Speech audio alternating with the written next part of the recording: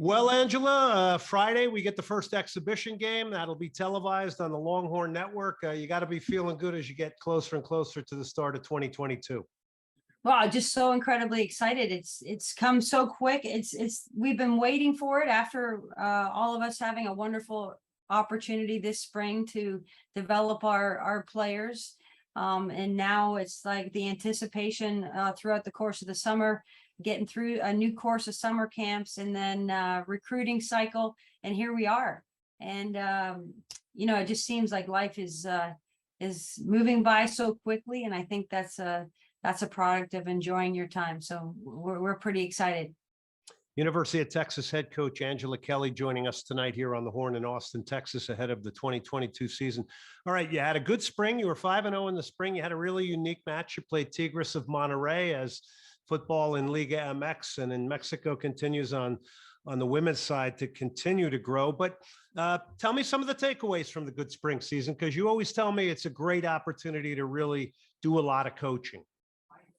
Well, there's just more training environments, more training days. And I think, we just had a big call on the NCAA today about an extended season, and that would just allow that much more training, that much more acclimation. So I really hope that that we've done enough to get that approved and continue to be able to train our players more and more often. But yeah, this spring was wonderful. First time in 2.5 years we've been able to develop into our players. We had a great host of competition. Tigres is a special program, and we felt very honored to be able to host them, and just a wonderfully talented team. And it was great for our players, just as we try to play Houston Dash as often as we can. Wonderful for our players to see what the level is at the next level and to play on the pitch with players that are on their squad. Angela Kelly joining us here. 10 starters returning. This looks pretty good. And then you can define for the listeners the super senior. Super senior. Okay. I don't know. Is that I don't know if it's just my term that has been coined. I think I've heard it around the block a little bit. It's the wonderful ray of sunshine that's come out of the pandemic. I would love to say, quote unquote, the super senior. I think in coaching, having now been in the 26th year, I think we always think about our senior class, how much they've meant to our program. And we always, at least in my programs, I've always said, gosh, I'd love to have another year with her. Gosh, I'd love to have that back line another year. I'd love to have that attacking personality for another year. And now, through the pandemic, so gratefully, we have 5 of those returning, with Julia Grosso, rightfully so, opting out to become a professional at Juventus. Just re-signed for another 2 years, and I think she's loving every second of it there. So she was ready to go be a pro, and we're very proud of her, but excited for our 5 to return. And they're just giving us such a great level of consistency. And we feel like we can in preseason thus far, in the first 5 days, we were able to just layer deeper and deeper and deeper as we acclimate our new players. And I'm going to just mention the 5 real quick so that we know who they are. Savannah Madden, Emma Regan, Mac McFarland, Cameron Brooks, and Carly Allen. And Carly Allen was a holding midfielder that you moved into the center back position and performed really well last year. Yes, I think that was a turning point in our season, if you will. I think it just allowed the likes of the Emma Regans to get a little bit higher up the pitch. I mean, she's been asking me since day one if she could play, I'm just joking with a striker, but she's always been an attacking minded player, but just was so wonderful and versatile in these different positions for us. And let's talk about Carly Allen, just the ability to go from that 6 into the 4 or the 5, which there's different tasks that are asked there's a lot of similarities, but there's also a new level of responsibility, if you will, just being that last line before the goalkeeper. So I'm just really, really proud of both of them. And I really think it was a great turning point for our squad. 10 starters return, super seniors returning, and you got the 1-2 punch of Lexi Missimo and Trinity Byers. Byers will be absent potentially up to the 28th with Holly Ward. Both of them will be in the FIFA Under-20 World Cup. But another year of watching the Missimo Byers combination is something exciting. Yes, I mean, they're just, we all know about them. We've heard about them for many, many years now, and on the club front. And I think they've both made a huge splash here in the collegiate game.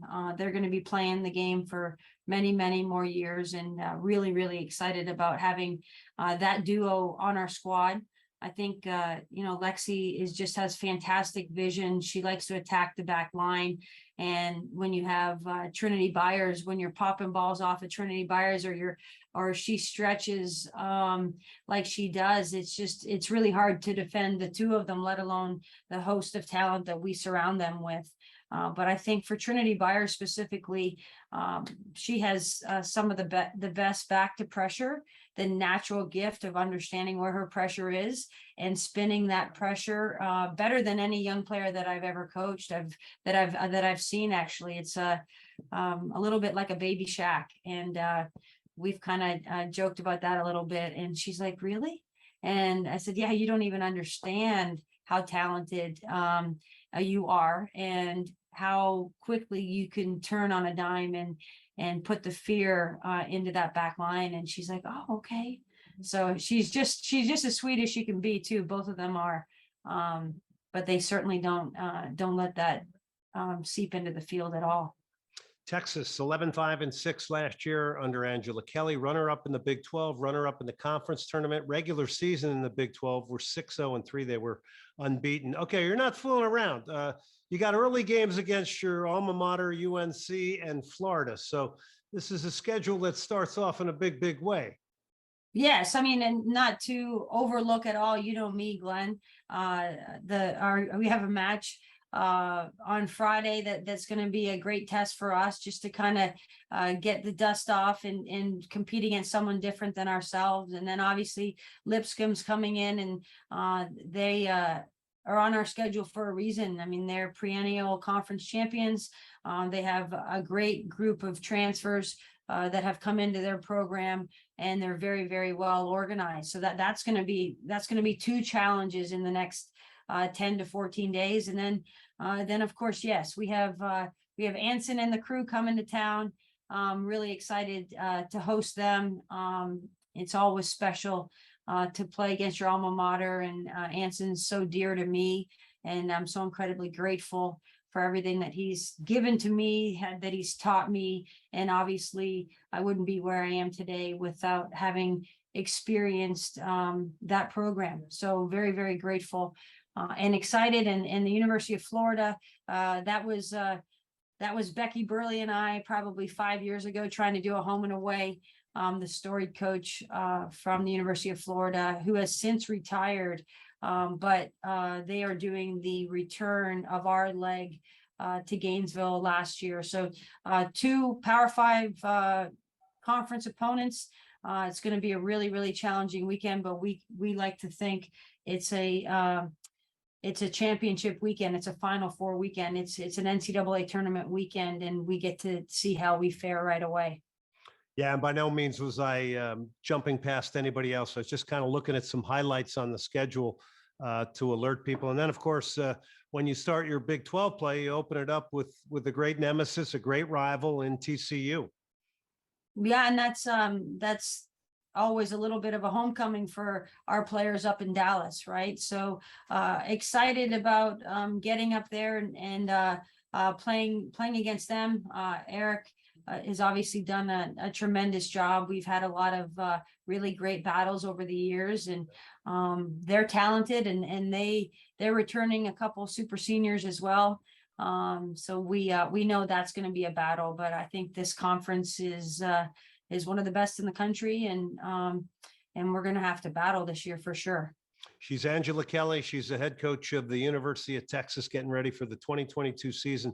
Okay, you got a couple of transfers in. Tell us about them. Jilly Shimpkin and Taylor Delarusso from Baylor. Shimpkin comes from Penn State. Yeah, they're both just wonderful additions. To be fair, I feel like they arrived in January. I feel like they've both been here 5 years already.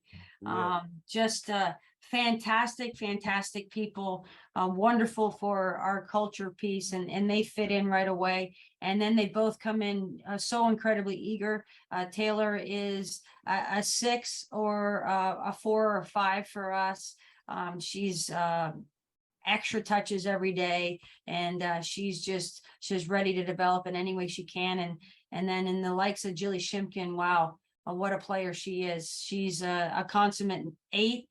She's she's box to box, but we talk about her being 6 to 6, and covering the full width. She has such an incredible engine. She has great vision. She also likes to go to goal. She's accountable for her game, and she's just a wonderful addition to our centerpieces. And it's big shoes to fill in the likes of Julia Grosso. But I feel like Jilly Shimkin has stepped right in there, and there brings different attributes, right? A little bit of different types of player than Julia Grosso.